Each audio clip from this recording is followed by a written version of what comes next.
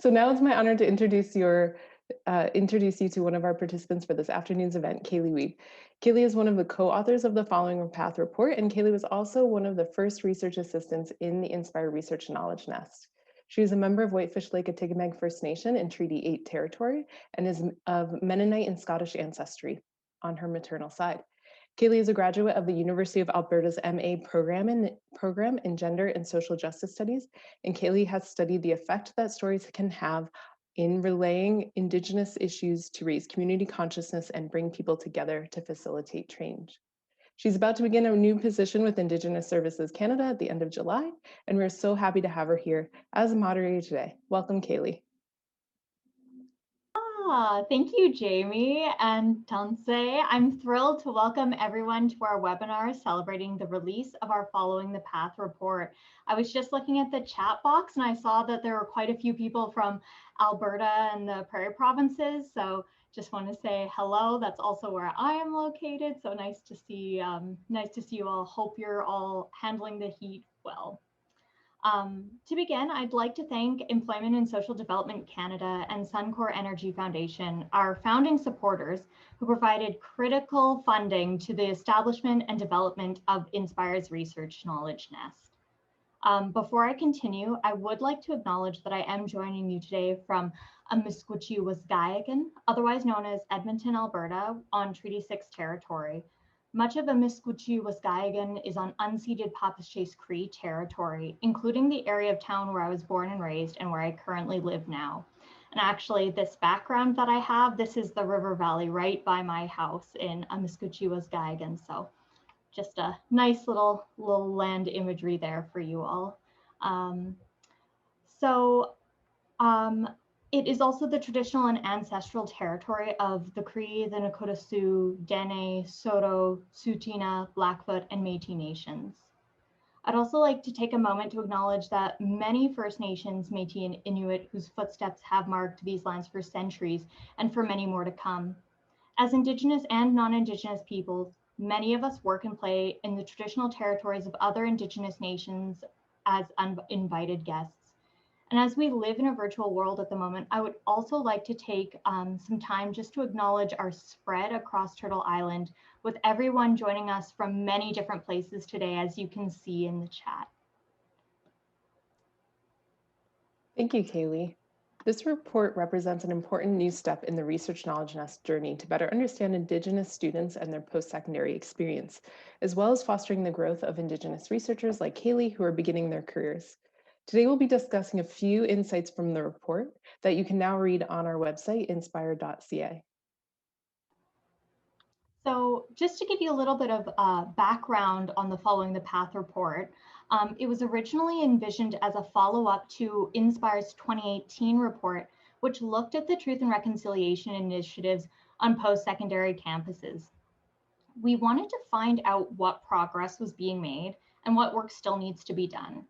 But of course, 2020 had additional challenges in store, which we couldn't have anticipated when we were planning the report's release. So we decided to use this opportunity to not only examine reconciliation-based initiatives in post-secondary education, but also to find out how Indigenous students were coping with the challenges posed by the COVID-19 pandemic.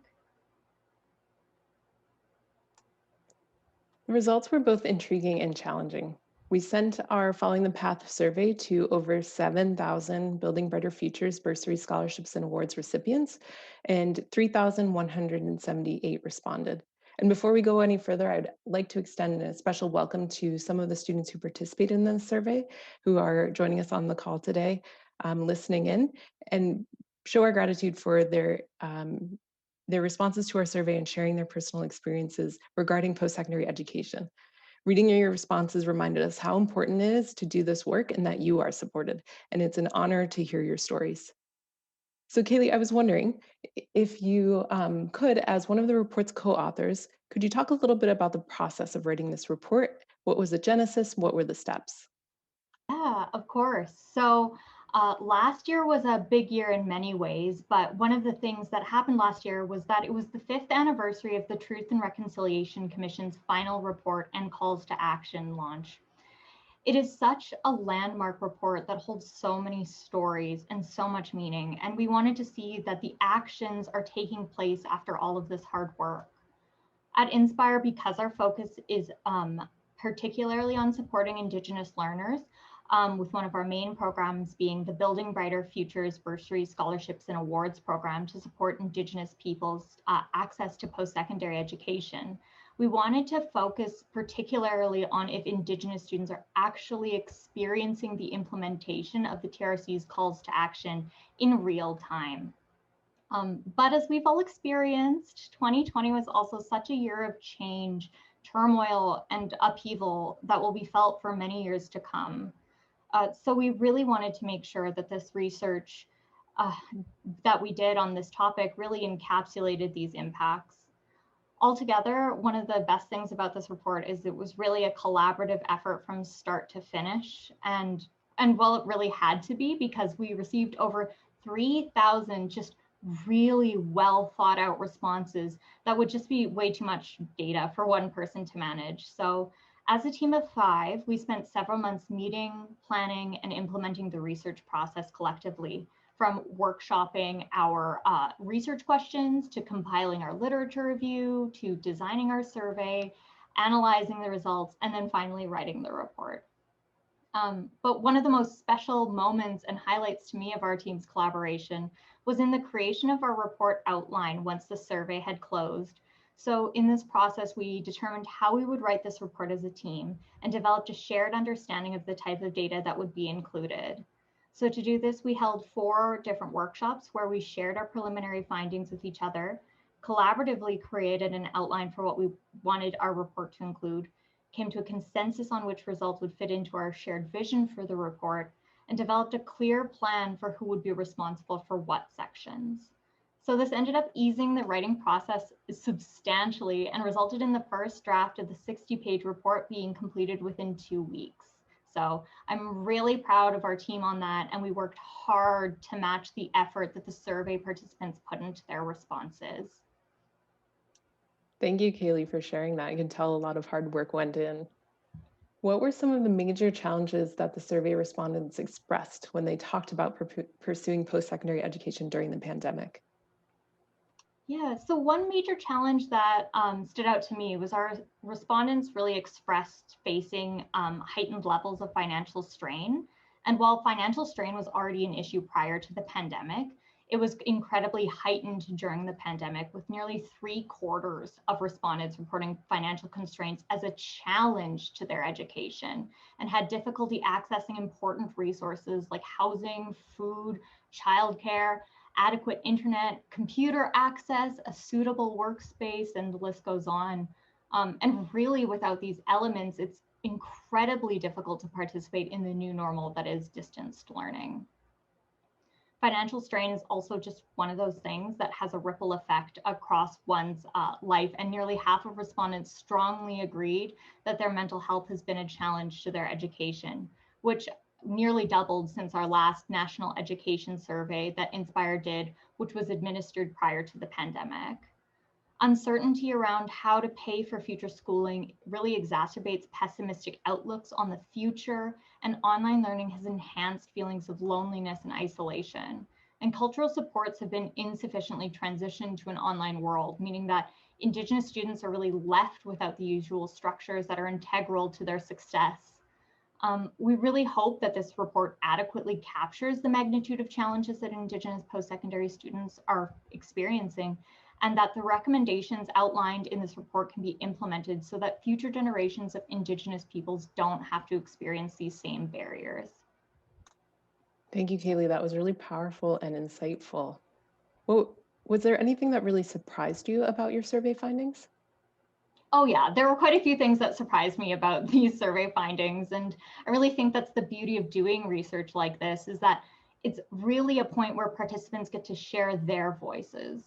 And we really tried to reflect the uniqueness of responses in this report. And I really think that specifically respectful relationships, indicators of change section in this report, it captures the surprising elements that emerged from the survey. So one of the most surprising and encouraging results in this section is that 81% of respondents stated that they have never felt threatened or harassed at their post-secondary institution based on their Indigenous identity. These results may indicate that progress is being made on Indigenous students' experiences of overtly racist verbal and physical attacks, which is great to hear. However, there may be other factors that may account for this response, such as we're in a distance learning environment in many institutions. As well, this number does not necessarily represent the implicit biases and the systemic discrimination that Indigenous students may face in post-secondary institutions either. Another really surprising result was that over 60% of respondents strongly agreed that Indigenous course content, when present, is being delivered in a respectful way, free from discrimination and attack. This is a really heartening result to see, as teaching on these topics in a respectful manner creates a safer environment for Indigenous students who, instead of having to guard against racist behaviors, can spend their energy focusing on and engaging with the course content. So these results show that while there are still incredible challenges that respondents are facing, there are some positive indicators that they are experiencing some changes that impacts their level of comfort and success in a post-secondary educational environment. Thank you so much for sharing those insights, Kaylee. Now I'm going to turn things over to you to introduce our other participant today and move on to the next stage of this discussion. Absolutely. Thank you so much, Jamie, and thank you for doing a little Q&A with me as we introduce the report. It is my delight to share, to have Christy joining us today to share some of her insights. Christy Alexander is a proud Anishinaabe Kwe Ojibwa woman, and on her ancestral paternal side, and her maternal lineage is a Mennonite settler as well.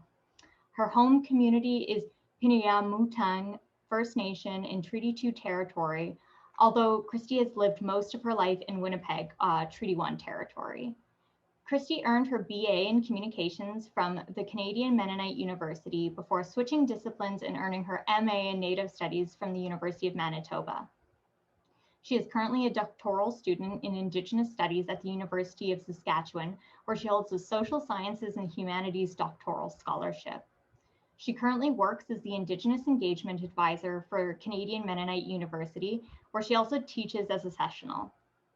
Additionally, Christy works as a research assistant for University of Saskatchewan, and she is leading the development of a community engagement project that will be used to co-create knowledge to help Indigenous peoples heal from intergenerational trauma and substance misuse. Thank you for joining us today, Christy.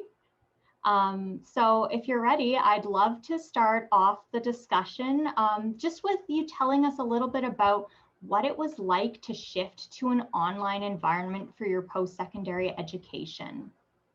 Sure, no problem. So as a grad student, I think my experience is probably a little quite different from an undergraduate student, because by the time you get to kind of a doctoral study, things are really, really independent at that point. You're driving your own learning, working one-on-one with an advisor.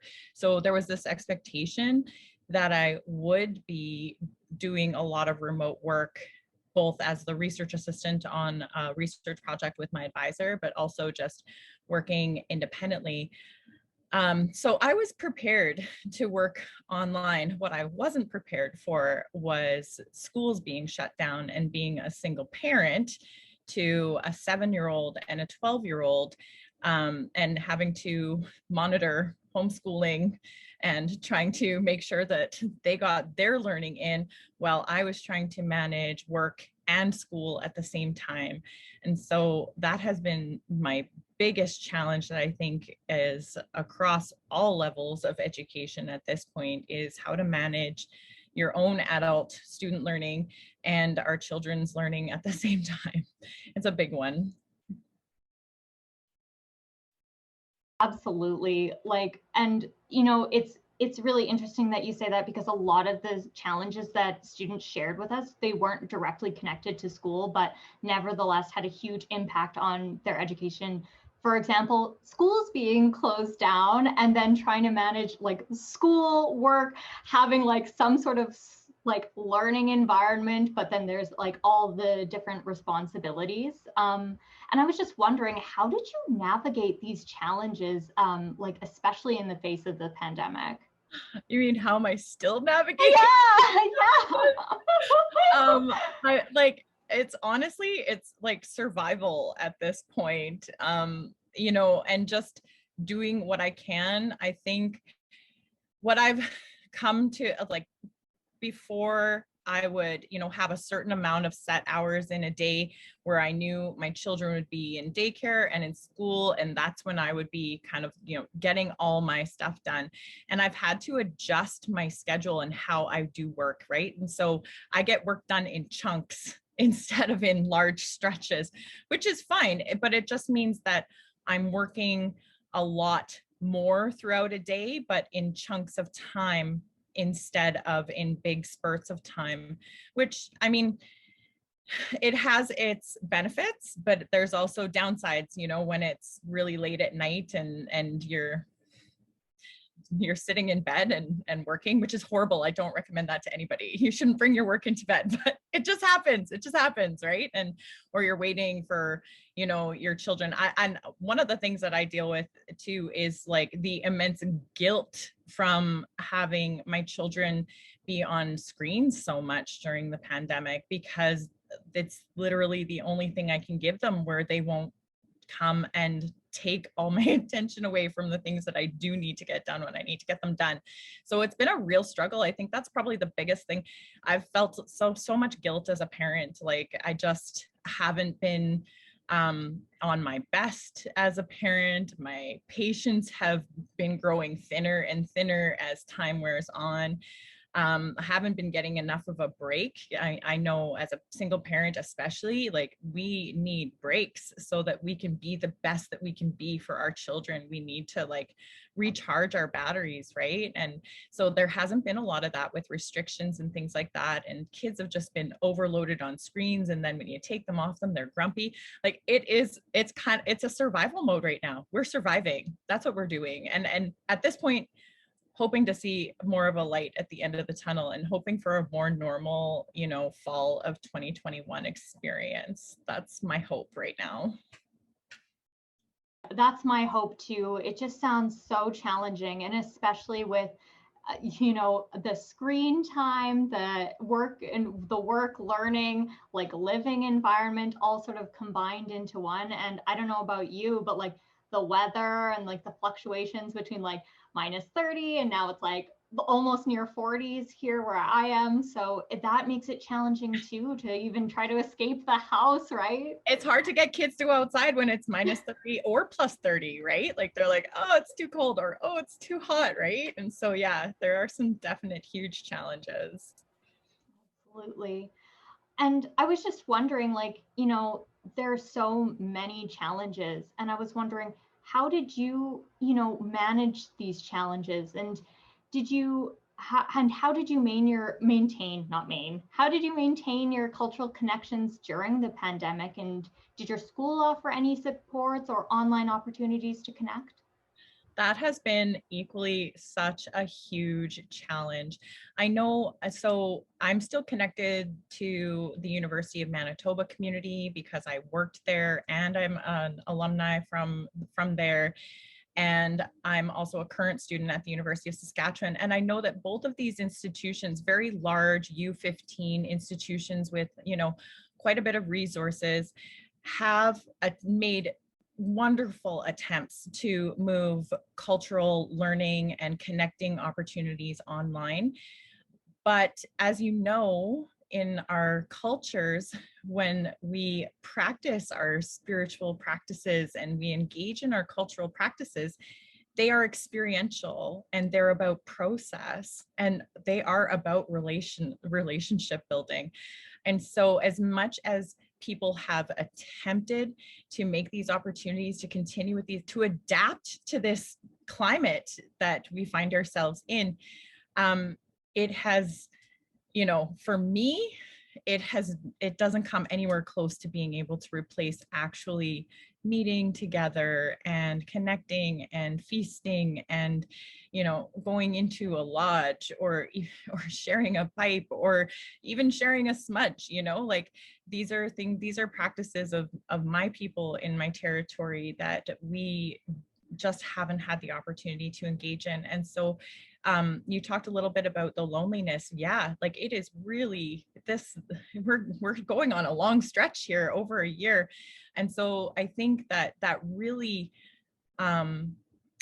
it really actually makes it feel a lot more lonely when you can't go to those spaces and be with your people and engage in those practices that feel like home and that make the people feel like home, even if you don't know them that well, right? And where you're gathering together and building relationship together and connecting.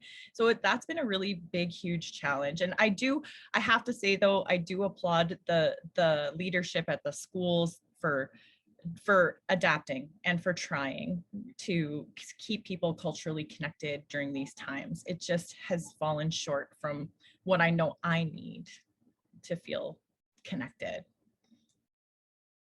As you said, like relationships and being able to gather and like even just like some of those just being around people and seeing and witnessing things, like it's such a process of like adding to that learning and relationship building. And it's hard to do this online and across screen. And I know that you had mentioned that you applauded some of the efforts that some of the schools that you're involved in have been doing. And I was just wondering if there were any that stood out for you, or if there were any things that would have been really useful to you that just weren't there. Well, I know, for example, the University of Manitoba has had a pretty long-standing full moon ceremony for women and children, and they have moved that online, and I haven't been able to attend one yet, so I don't really know if I'm a great person to speak to it. But I thought that was really great that they would still gather together as women and to honor Grandmother Moon and to honor one another as women. And I think that was really, really great. And I know that there's also been the elders that work at these institutions have also been really keen to learn more about the technology needed to connect with students at this time, which I also commend our elders for doing as well, because that is not easy territory for them either. And I'm sure it's so different from what they're used to in being able to be teachers and share stories, to be in an online environment. It's a challenge for them as well. And so I really honor them for doing that work. And I think it's been important work for some people as well, right? Like it's been so challenging in so many ways for so many different people that even just having that safe space to go to and to be able to, speak with the wise ones from our communities and to just listen and to hear from them is like, it's powerful, even if we have to do it in a different platform. So again, I really do honor them for doing that. I'm just really looking forward to, as things begin to open up, where we can once again gather together, right? And just experience even the vibe, the feeling of being together. It's lost on a screen in so many ways. And so, yeah, I mean, that's all I really have to say about that. There's not a lot that could be done. I honestly think that the initiatives that people have taken to move things online so that students could feel connected and still have that place to go have been amazing and pretty impressive, given that we have such limited spaces within which we can meet at this time. But I'm just looking forward to those moments where we can be together again. It's going to mean a lot to a lot of people. You see it, people are waiting, and we're really looking forward to gathering together.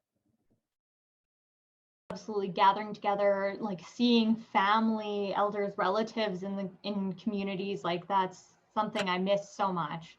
Yeah, and I mean, even online graduation powwows and things like that, those have been as well just beautiful you know, moments and opportunities to acknowledge graduates during this time. Like, what a crazy time to graduate, or to graduate from your degree, or to defend your thesis, or, you know, and I think it's wonderful that people said, no, we're not letting this get in the way of celebrating our students. Like, we're still going to celebrate them in the way that we can, and we're going to do the best that we can at this time. I mean, even Indspire has done that with the laureates from this year, right? Is we're still going ahead, we're still celebrating our people. We just have to think outside the box and do this in a different way for right now, you know? So I really commend people for making the best out of a really terrible situation. Absolutely, absolutely. And you know, those celebrations, they're so important because it's like a long journey, and like for our peoples to be graduating and to be able to celebrate that, like that is, there's so much meaning in that. So that is so wonderful that some of those things are still going on in like the way that they can. And that sort of, I feel like, really leads well into my next question for you, which is, what makes you feel empowered during your post-secondary education? Overall, in general? Yeah, overall in general, or like maybe things that like professors might do, or like just like ways in which you interact with your like course content or anything like that. Well, the number one thing that makes me feel empowered through my post-secondary journey, and this is going to sound funny because it's the exact same thing that I was saying was the hardest thing about it, but it's that I'm doing it as a single parent and that I'm pursuing my dreams. I am not letting anything get in the way of me following the path that, you know, the doors that have opened for me and the path that has appeared for me. You know, a lot of times I think I find that particularly when you have children, sometimes we think that, you know, when we have children that they limit our abilities or our capacities of what we can do. And, you know, I've decided that that's not going to be my story, right? That's not going to be my narrative, and that my children are just going to come along with me on whatever journey that I'm going on, and that hopefully they'll get to see their mom just be strong and dedicated and passionate and follow her dreams, because that's my hope for them, is that they'll do the same. Practical things. So anybody who is interested in going into graduate school, I would have to say that having an amazing advisor has been life-changing for my grad school experience. I have the most wonderful, supportive advisor who has given me so many opportunities to grow in my career while I'm still a student. She has written me phenomenal letters of support for financial assistance, for scholarships, for bursaries. You know, she has given me opportunities to work as her research assistant, where, you know, everything that we do together is co-created. I'm a co-presenter at conferences with her. I'm a co-writer, co-author of reports. I am a co-author of any articles that we submit together. You know, she has been so phenomenal in helping to be a mentor to me and to be a friend. You know, like when I meet with her, she doesn't have children, but I'm able to meet with her, and like when she says, "So how's it going?" I'm like, do you want to really know how it's going? Like, can we go there? You know, and she lets me just kind of vent about what I've been going through. And, you know, and then she sees it when my kids are jumping in the background and trying to get my attention while I'm trying to be on a call with her to do some work. And, you know, she's just so great and so empathetic, and just is cheering for me all the time. She just wants me to succeed. There's no sense of competition. There's just a sense of like, you know, if you win, I win. And that to me has been so empowering, is to know that I have someone who has my back and really, really wants me to succeed, doesn't see me as competition, but sees me as somebody who has something to contribute, right? And that she wants to be there to help me become the best at that. And it's been such a wonderful experience. I can't say enough about her. She's amazing. I'm so happy to hear that. And I just feel like I can really relate to that. Having an advisor when I was doing my MA who was just caring and empathetic, that makes you feel like you can do anything. It really does. So yeah, because, you know, let's talk about this, right? Just for a moment, because imposter syndrome, it's a very real thing, right? You get to grad school and you have all kinds of doubts about your abilities and what am I doing here? Can I actually do this? Like, am I smart enough for this? Am I good enough for this? Like, did they just feel sad for me? And like, because I'm an Indian, they just thought they needed to let a few of us into these programs. Like, all these crazy things like go through your head. They really do. And you wonder if they're, you know, if you're here by accident. And so to have someone here like with you who says, this is no accident, you're amazing, like, you know, and I'm going to help you get to where you need to go, it is such an empowering experience to have that, because imposter syndrome is very real. I'm just going to say that. Oh yeah, I completely agree. And like having advisors, supervisors, mentors who are not only encouraging, but they are truly empathetic and they get where you're coming from. Like I know, like I spent the bulk of my time focusing on issues pertaining to anything related to indigeneity. And sometimes the grief gets so real and you think about your family members, you think about how that's impacting you. And to have a supervisor who gets that and allows you to have that space, that's so important. I would say too that that's kind of what I've, especially given the more recent events and that have been happening with the news and the, you know, and the uncovering of the children in the residential schools, it's been really important for me to be able to connect. Like I've had people just emailing and just checking in, just how are you doing? I can't imagine what you're going through right now and how you're feeling. And, you know, if there's anything that I can do, just let me know. And then there's the equally the people who want you to help guide their thinking at this time. And no, we're not going there. So yes, having people who are very understanding and who can read what's happening and know how to respond in a respectful way is so key and so important. And they exist, they are there, and they are treasures. So really important people to have in your corner for sure. Oh yeah, absolutely. That's always what I heard is like the number one thing that's going to help you with the grad experience. Get a good supervisor, get one that you can have a good relationship with. So totally. Yeah. And I feel like this also, like, as you said, something was sort of coming up for me when you said about the expectations around like guiding others thinking or like teaching in class, which is sometimes fun and sometimes a really good experience, but sometimes you feel like this like expectation is put on you. And so I was wondering, you know, many of the students said that they were encouraged by the increasing indigenization of their curriculum and also by the increased presence of Indigenous instructors in their field of study. And I was wondering if that's something that you've experienced and, you know, why you might think that might be important to Indigenous students, or also on like the flip side, how that impacts you as a student in the class. Right. For sure. So yeah, absolutely. You know, so I would say in my experience, probably about 10 or 11 years ago would have been the first time that I took anything in a university.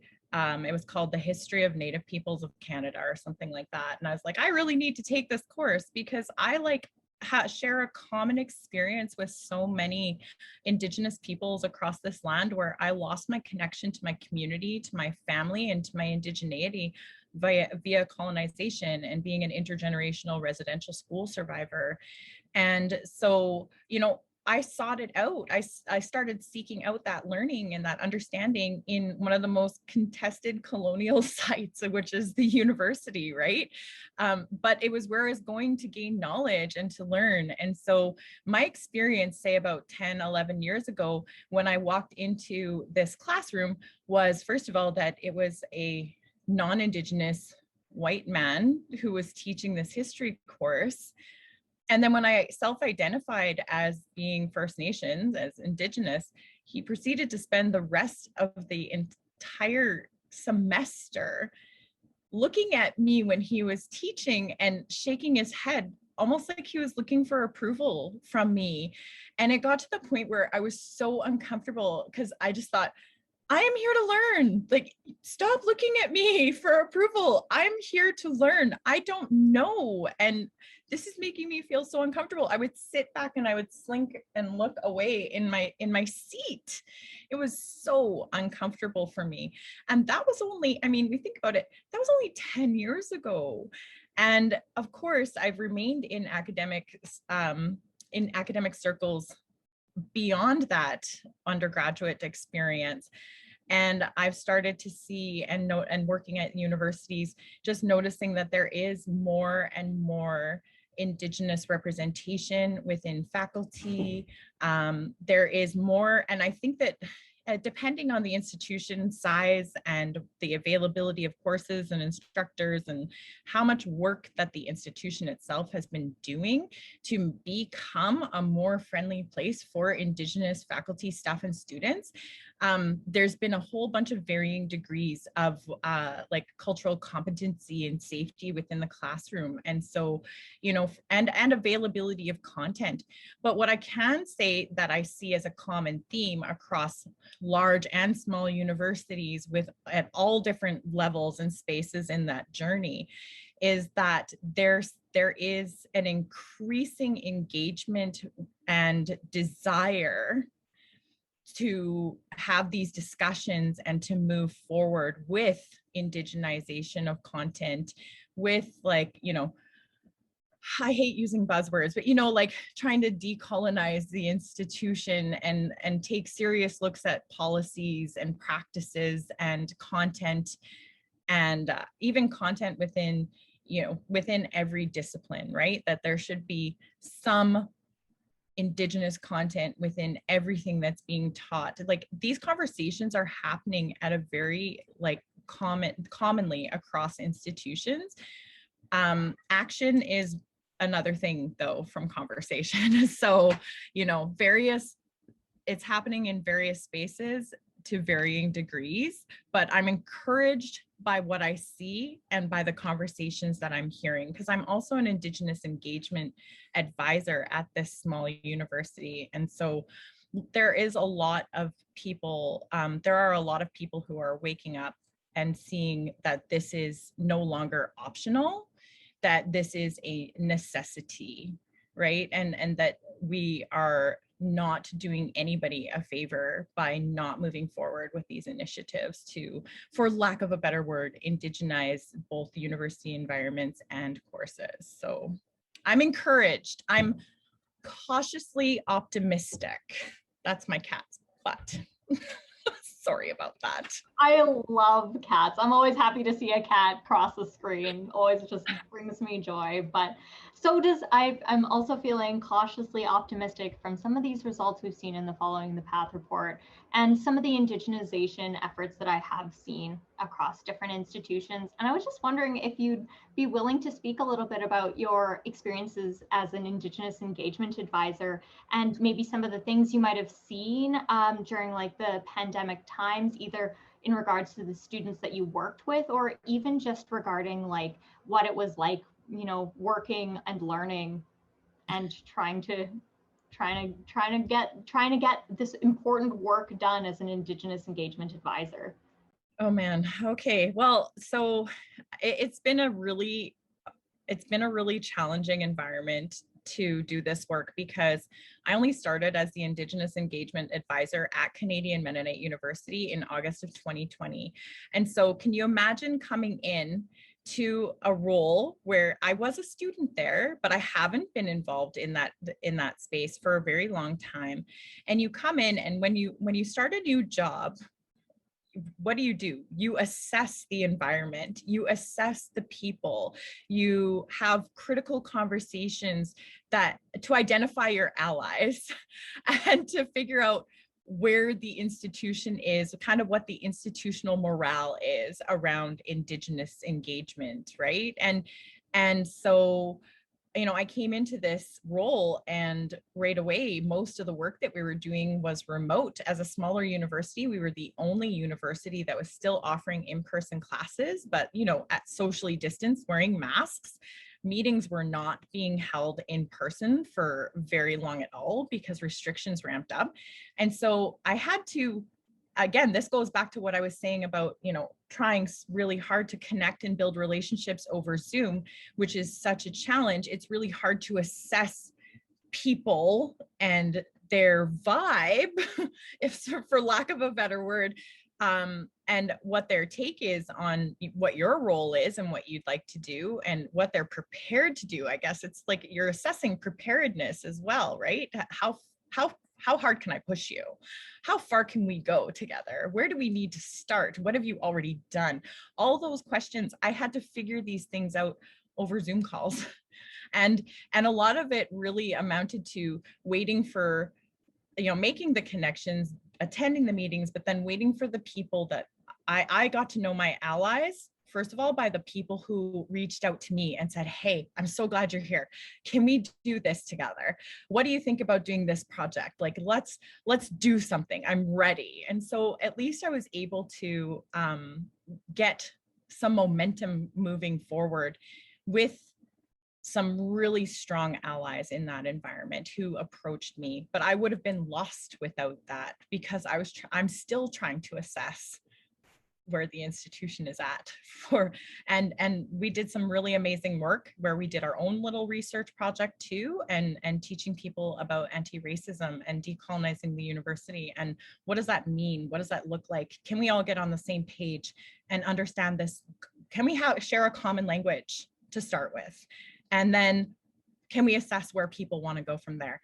And so it's been really challenging, but again, we're really adaptable people, and we just figure out how to work with things and where to go and what to do, and we make the best of what we've got. And I'm really looking forward to fall of 2021, where we can start meeting in person and having some of these critical conversations together, Indigenous and non-Indigenous. And I will also say too, in a small university, in a Mennonite university, I am, one of very few voices within that institution. And in my role as an engagement advisor, what I've quickly come to realize is that I have no power. I have no say. So I advise, I give them direction that I think we should be going into. But then I have to leave that advice in the hands of those people within that hierarchy, and they make the final decision. I will say that I've been very pleasantly surprised that, I haven't received any kind of, it's all been very positive in moving the initiatives forward that I've brought forward, but there is a very real feeling of powerlessness when you know where you need to go and where you need to push people to go, but you're not sure if they're going to follow through, and you have to just kind of leave it up to them. It's challenging.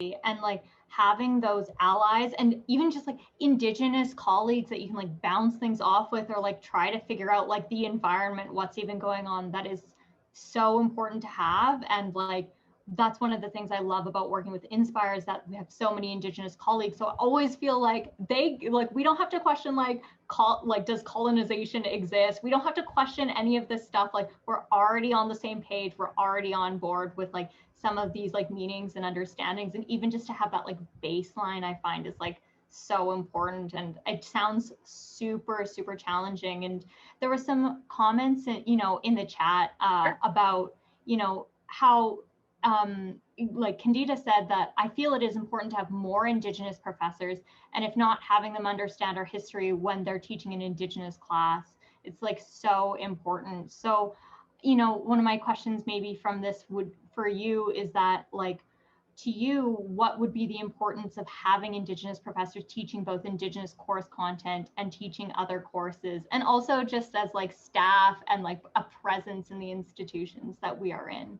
This is such an interesting piece and I mean, like, even when I think back to my graduate, like my PhD courses in Indigenous studies, which is our discipline, right? This is where our academic knowledge is co-created and is written and is you know, it belongs to this canon of knowledge within these academic circles. And we had so many debates amongst my cohort about whether non-Indigenous folks should even be doing this work, right? Like within our own discipline. And so what I've come to realize and recognize is that it's both and. Like, we need Indigenous presence for sure. It is still lacking. There's still so much room for improvement in getting more Indigenous staff and faculty to teach Indigenous students in university environments, for sure. But we also need our allies, because the fact of the matter is that, and this is really sad, but this is what I've settled on, this is what makes me okay with it especially, is that there is still a certain portion of society that no matter what we say, we could say the same things as non-Indigenous people, but they're not going to hear it from us in the same way as they would hear it from a non-Indigenous colleague. And that is both frustrating, sad, and maddening, but it's reality. And we need allies who are engaged in doing this work and in teaching. And some of the friends that I made in my program, and even my own advisor, is non-Indigenous, and they are really critical pieces to, to this knowledge building and to this knowledge dissemination to students and other faculty and staff, and indeed even society with their research, right?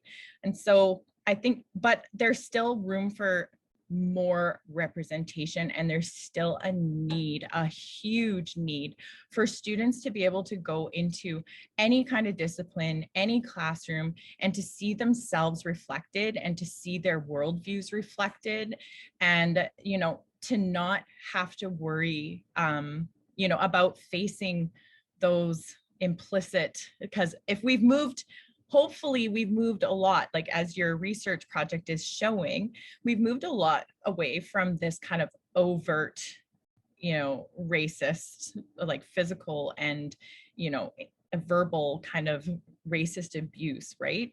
But it's all the covert stuff that is still lurking, and that is still so hurtful, and that people don't even notice it sometimes. And so, that's the stuff that we're still battling today, that we're still fighting to dismantle.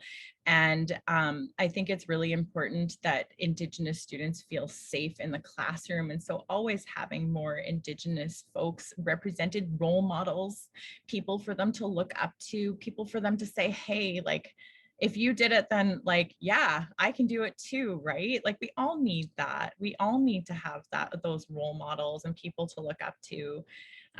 So it's a tricky area when you start talking about those things. But those are kind of my thoughts about them at this time. But it's tricky. That's a balancing act when it comes to representation, and having non-Indigenous folks also teaching about our ways. It's tricky. It's a balancing act. Thanks so much, Christy, for sharing. I appreciate that. And it is tricky, and these conversations are often difficult to navigate. So I appreciate your willingness to engage in them. Like, thank you so much. Some of the other questions that we have from the chat, from Samantha, for you, Christy, is, do you have any more information on the anti-racism work that you have done with your university? So we hired someone to create, it was really neat, just a very basic kind of 25 question survey, and asking all about different aspects of the institution and Indigenous folks or racism, and questions like, do the students see themselves reflected in the readings and in the course content, right? And to questions like, do students, staff, or faculty have somewhere to go on campus if they experience racism? You know, and asking staff and faculty if they know the answer to these questions, because even if they don't know the answer, then that tells us something big time, right? If you can't answer that question, then that tells us something about that question that we need to look at some more. So we hired someone to create that, and then to also share in a workshop format. And we offered 3 half-day workshops where we had a presenter and those questions, the survey questions, and then we had little breakout groups where people could talk a little bit about, have some prompting questions and do some self-reflection about where they were at on their own journey. And so we heard a lot of stuff about privilege and people kind of working through their own positions of privilege and trying to digest the information about anti-racism and indigeneity. And then after, at the very end, we gave people an opportunity to share with us in an exit slip about, you know, what was the most useful thing that they found from the workshops, and what directions would they like to see us move next, to move forward. What's kind of the next step as they see it, or what do they want to learn about? And so that's kind of an overall summary of what we put together. And that was one of the projects that I'm actually still working on as Indigenous Engagement Advisor. And we're pulling together the data and figuring out next steps and writing our own report. So really similar to kind of stuff that you see Indspire doing with reaching out to students and trying to find different things out. We're doing the same thing within our own institution and trying to feel out the vibe of the institution, and then figure out what people want to learn about next and where they want to go. And of course, as my role would be to just kind of be that person who's driving those initiatives forward and trying to read the room and trying to figure out, maybe they think they need to go here next, but maybe what they really need to do next is this, right? And so that's a little bit about the project that I've been working on with the university. We don't have anything public out there yet.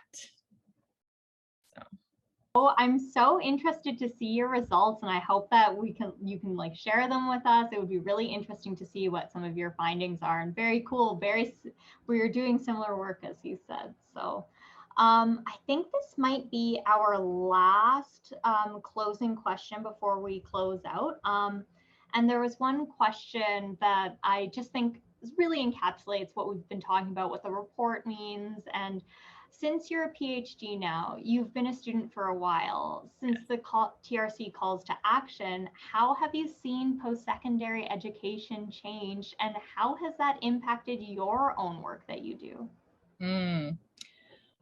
Well, again, that's a really interesting question, because depending on who you talk to, the TRC calls have not been followed, like practically at all.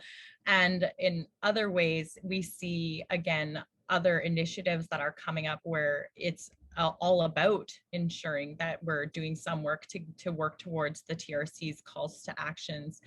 I can say that in particular, I know at the University of Saskatchewan this year, I was very honored to be a facilitator for their 4th annual community discussions and conversations about the TRC calls to actions, where they have presenters come in. And this year it was Dr. Verna St. Denis, and she gave an amazing presentation, again, about anti-racist education, which was beautiful and wonderful. And this kind of shaped the conversations in the groups. And I volunteered to be a group facilitator. And this was an event that was open to staff, faculty, and students, as well as even community members could sign up. And so there was a pretty big attendance for that. I will say the one thing about, and this is just kind of an overall general observation about COVID and about the pandemic, the nice thing about being in a pandemic is accessibility, right? Like, we find that, you know, it's a lot easier for people to maybe be able to log on for a couple of hours to participate in something, as opposed to maybe leaving their place of work or their school or their home, traveling, you know, money can sometimes get in the way, transportation, childcare, all these other things can kind of get in the way of participating. Whereas when it's in a virtual environment, it can be a little bit easier to access. And so there was a great uptake in this conversation, and it was the fourth annual. You know, I think that there's a lot of like in the spaces that I've occupied, like there's a lot of discussion about how to go about implementing this TRC calls to action in university post-secondary environments. But I think it's very slow movement to action. Everything, the bigger the university, the more bureaucracy and the more of those giant hierarchical circles and tables that these things need to be passed through. And this is part of the problem, right? You could have a whole bunch of really great, even student leaders. I've seen student leadership at the University of Manitoba, you know, a couple of years ago said, we want to learn our languages and you need to teach us, you need to be teaching all of our languages from within this territory in this university, you know, and it's still not quite there yet, but it's still in momentum, right? Like the language program is building as that call to action, right? But it takes really a long time to get things moving in these large colonial structures. This is part of the problem. And then if you're in a smaller university that has a bit more flexibility, like Canadian Mennonite University, they have no budget. So, you know, there's always something getting in the way, right? If the universities with the budget, you got to have the will and the right people at those decision-making tables. The smaller universities, you could have all the will in the entire institution, but if you don't have money to make it happen, you don't have money. And so like there's just a lot of things going on with that, but I think it's a conversation that comes up all the time. There's always a how can we do better to respond to this. In Manitoba, we also have the Manitoba Indigenous Education Blueprint, which is a collective of post-secondary institutions throughout the province that have signed on to like work collaboratively together to kind of make some of these things happen across, you know, K to 12 and post-secondary programs. So there is a lot of work that's happening, but I mean, if there's my one critical thing that I have to say is that we need to move beyond some of the conversations and talking and move right into action, because those calls were not to talk more. They were calls to action, to take action. If you don't have money, then you make the money or you find the money or you get the money, you know, and if you don't have the political will, then you push those people into the political will and you make them do it, you know. And I mean, I make it sound simple, but it's really complicated. And so there's challenges. There are lots and lots of challenges still to overcome. But again, cautiously optimistic with the trends as far as what I see happening in the various universities that I work in. People want to learn. They want to learn more. They want to do better in a very general kind of overall sense. People want to do better. They want to know more. But I think the big thing that stands in the way for so many people who would consider themselves allies or who want to be allies is fear. So we need to teach them that it's okay to falter and it's okay to make mistakes on this journey. And that we're going to be kind about those things as long as they're, you know, involving us, nothing about us without us, but it's okay to make mistakes. I think fear keeps people from even trying a lot more than it should.